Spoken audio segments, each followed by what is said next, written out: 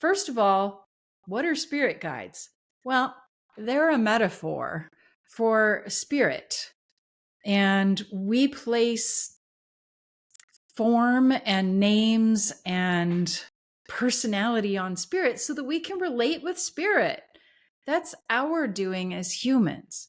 But this idea that we have totem animals, that we have helper animals, that we have animal spirits that speak to us, this exists in just about every indigenous culture. Why?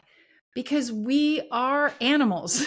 We humans are living, breathing meat suits, just like the creatures around us. So, how do you know who your animal spirit would be, your spirit guide? Well, sometimes it kind of comes out of nowhere. I remember once when I had just gone through my big intuitive awakening, and just to remind you, I was a lawyer and a Catholic and was not looking for an intuitive awakening when it happened to me. But once it did, I could hear spirit, I could feel energy, I could, help heal people with my hands and stuff that I hadn't really believed in previously. And I got some support from some folks who have a more shamanic point of view. In other words, a more earth wisdom point of view, including my Apache mama, Maria Yraceburu, who's my teacher and my mentor and my auntie and my adopted mama. And she's taught me a lot. And actually, she's taught me a lot, but she's also given permission a lot for what felt natural for me. I remember once, kind of early in my game here, where I was on a hike in Arizona in the Mogollon Rim. I was staying at my uncle and aunt's house up in Payson, Arizona, and which interestingly is the same area, a similar area close to where the White Mountains Reservation is, where Maria grew up.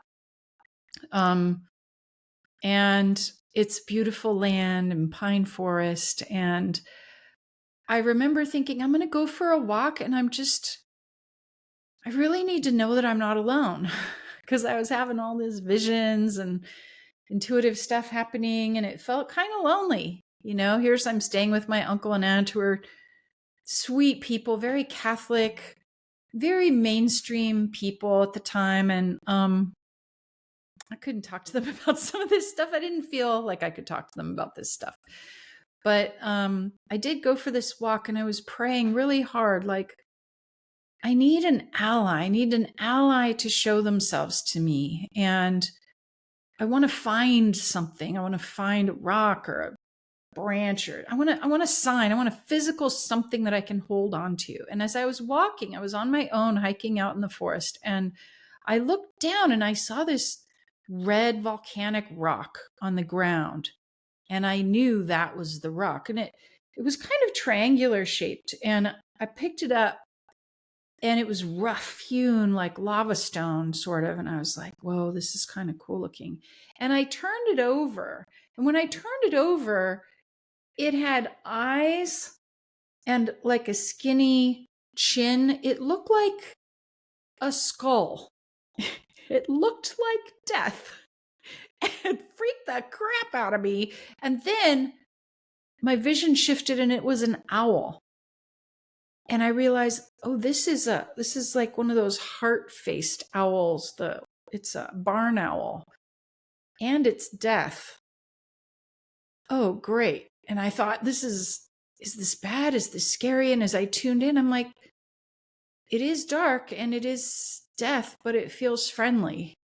And I'm just like, you got to understand, at this point, I was just barely out of the Catholic Church. And I'm like, I don't know, this feels like a good sign, but it's very confusing because it looks like a bad sign. And I brought it back, and eventually I showed it to Maria.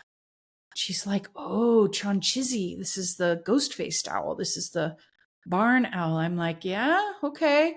What does it mean? She's like, well, honey, you're in a major life change right now. I'm like, yeah. She's like, it's practically a death of your old identity, and you're finding your new identity. It's like a death and rebirth. And I was like, oh yeah. Oh yeah.